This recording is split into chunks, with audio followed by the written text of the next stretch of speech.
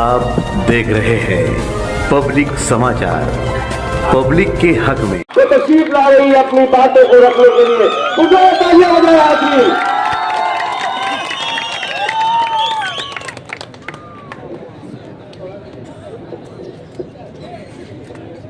Stage पे मौजूद Malegaon secular front के जिम्मेदारान जनाब सदर साहब, जहां तक मेरी आवाज पहुंच रही है, आवाज सुन रही हैं मेरी माएं, बहनें और आप तमाम साथियों, आज पहला जलसा हो रहा है मालेगांव सेकुलर फ्रंट की तरफ से, जो कॉरपोरेशन का इलेक्शन होने जा रहा है 15 जनवरी को, उसके तशहीरी मुहिम का पहला जलसा हो रहा है। ये इलेक्शन आम इलेक्शन की तरह नहीं है।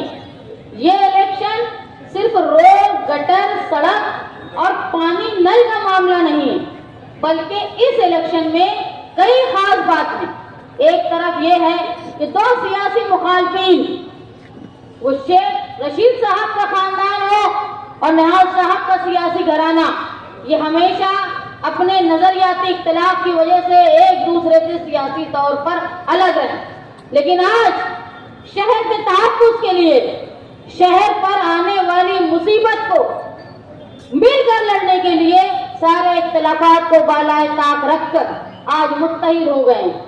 और इस उमंग से हमने हमारा फ्रंट बनाया, मालेगांव सेकुलर फ्रंट, और कोशिश की हर इलाके में उम्मीदवारी देने की। और ऐसे उम्मीदवार हमने दिए जो कानून भी जानते हो, तालीम याफ्ता भी हो, जो ढिठाई भी जानते हो, लोगों को सीधा करना भी जानते हो, सीधे भी हो, वकालत भी जानते हो, पढ़ाना भी जानते हो और पढ़ना भी जानते हो। और हमने इस चीज का खास ख्याल रखा कि इस मालेगांव शहर का हर इलाका अपनी एक सकाफती पहचान रखता है, हर इलाके की एक पहचान है। कोई इलाका मजहबी तौर से बड़ा मशहूर है, कोई इलाका तालीमी तौर पे, दीनी तौर पे बहुत मशहूर है।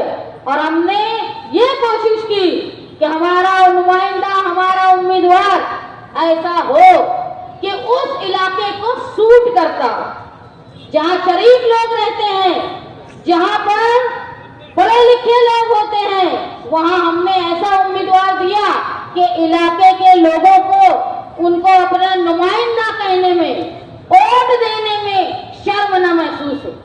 हमने ना ठेकेदार की अहमियत की, ना हमने ऐसे लोगों को टिकट दिया जिसको वोट देने में इलाके के लोगों को शर्म महसूस। हमने ये सोचा है कि हर शहरी, हर तबके को हम नुमाइंदगी दे पाए, उस हिसाब से हमने हमारे उम्मीदवारों का चयन किया, हमने उन उम्मीदवारों को चुना। मैं आपको ये बताने आई हूँ, बहुत ज्यादा वक्त नहीं है, लेकिन मैं आपसे ये कहना चाहती हूँ कि ये इलेक्शन में हमारा जो इत्तेहाद हुआ है, वो जन्म दाखिले की तारीख, जब जन्म दाखिले का केस हुआ, उसमें साथ में हम मिलकर लड़ने लगे। तो हमारा कोई सियासी उस वक्त मिलाप नहीं हुआ था, वो समाजी और शहर को बचाने के लिए हुआ। और जब हम काम करते रहे साथ में, तो इस बात का एहसास हुआ कि ये मामला जो है वो 3400 जन्म दाखिले तक महदूद नहीं रहने वाला है। जिस तरह के बीजेपी का मुसलमान तबके को फंसाने की नीयत है, उसमें बहुत दूर तक लड़ना है। आप ये समझ लो, मालेगांव डिफेंस कमेटी बनाकर अगर लड़ रहे थे शेख आसिफ साहब, मुस्तकीम डिग्निटी साहब, तो ये मामूली काम नहीं था।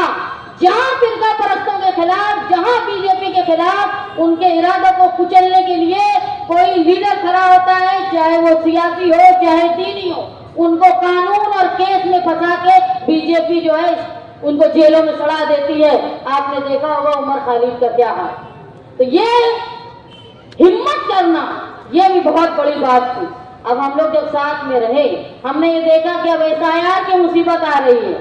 मैंने सुना पिछले दिनों कोई कह रहे थे कि SIR के वक्त में हम मदद करेंगे। अरे जन्म दाखिले के टाइम में तुमने क्या मदद की? किसी का उठा कर देखा जिसको नोटिस मिली है, उसके घर की हालत क्या थी, जो जेल में है, कभी उनके बारे में तुमने सोचा? अरे एक औरत अभी भी 11 महीने से जेल में है।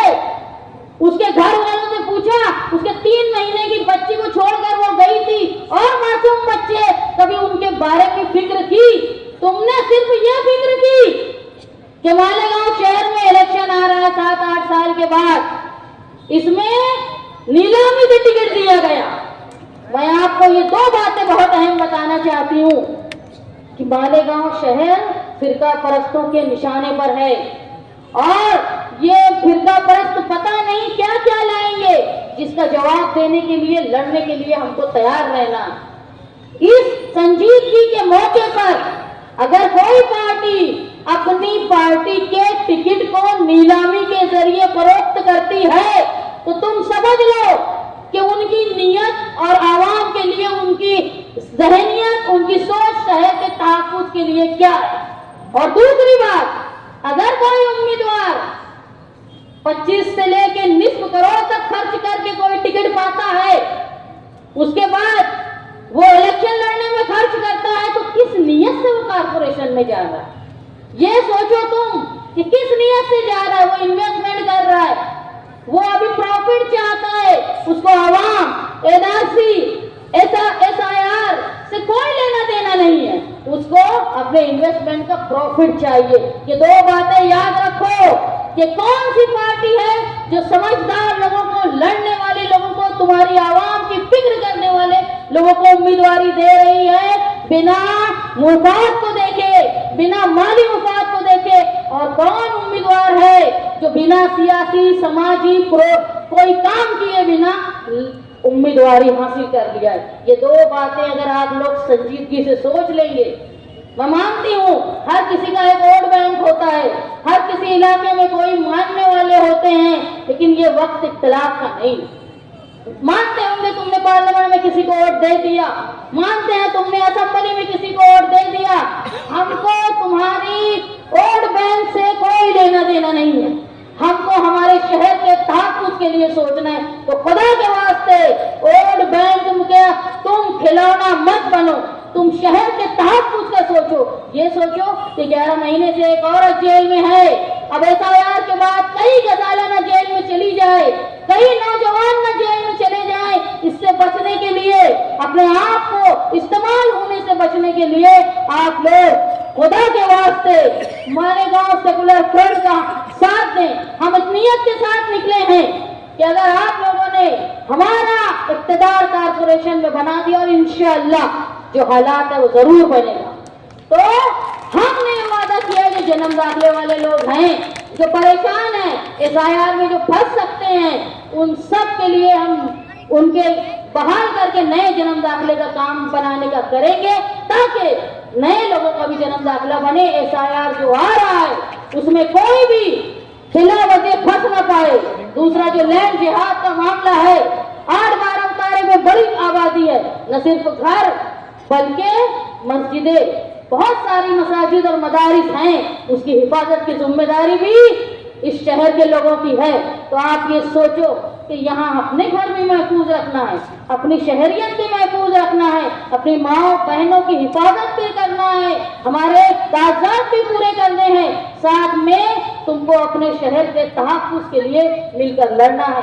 तो मैं आपसे गुजारिश करती हूँ, जो इलाके में मौजूद लोग हैं, अभी जो मौजूद हैं, वो अपने बाहर जाएंगे तो सबको बोलो कि ये लोग निकले हैं शहर बचाने के लिए, शहर की तरक्की के लिए।